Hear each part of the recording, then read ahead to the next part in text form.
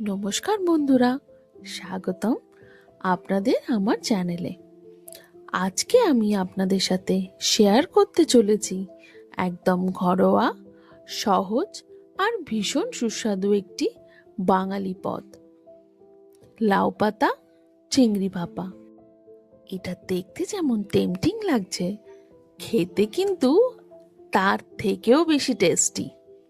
চলুন দেরি না করে শুরু করা যাক। প্রথমে বলি এই রেসিপিটার জন্য কি কি উপকরণ লাগবে। লাউ পাতা, যেটা কুচি কুচি করে কুচিয়ে নিয়েছি, আর নিয়েছি 2 চামচ সাদা সর্ষে, 1 চামচ কালো সর্ষে আর 2 চামচ পোস্ত। আর নিয়েছি মাঝারি সাইজের চিংড়ি মাছ, যেটাকে কেটে পরিষ্কার করে হলুদ আর নুন মাখিয়ে রেখে দিয়েছি।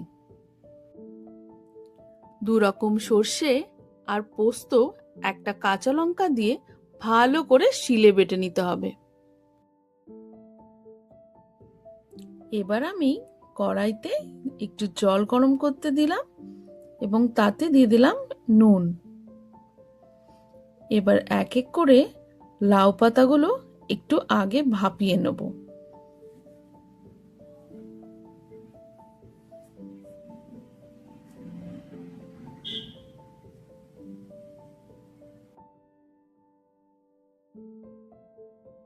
পাঁচ মিনিট ফুটিয়ে গ্যাসের ফ্লেমটা বন্ধ করে দেব।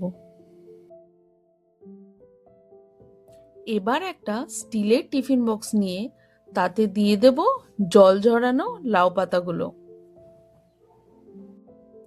তারপর দিয়ে দেব শিলে বাটা মশলাগুলো।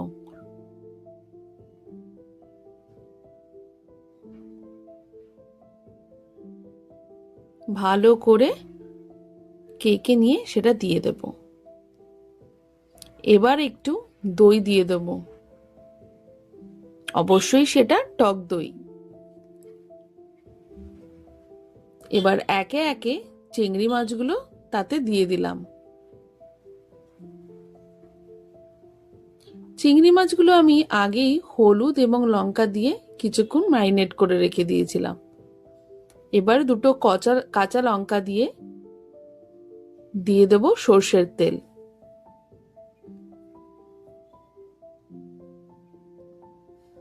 এবার সব উপকরণগুলি ভালো করে একটা চামচের মাধ্যমে মেখে নিতে হবে।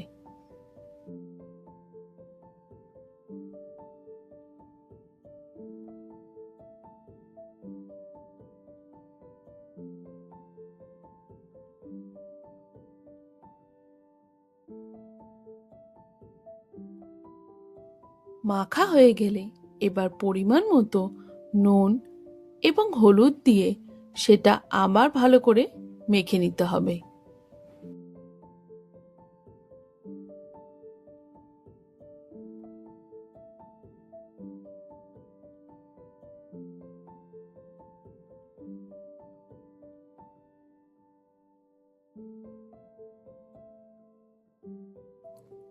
এবার একটি প্যানে জল গরম করে টিফিন বক্সটি তাতে 15 মিনিটের জন্য ভাপাতে দেব।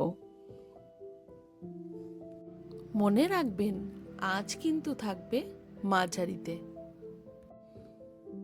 15 মিনিট পর ঢাকনা খুললেই দেখবেন চিংড়ি আর লাউ পাতার অসাধারণ একটা গন্ধ বেরোচ্ছে। এতে কোনো জল দেওয়া লাগবে না।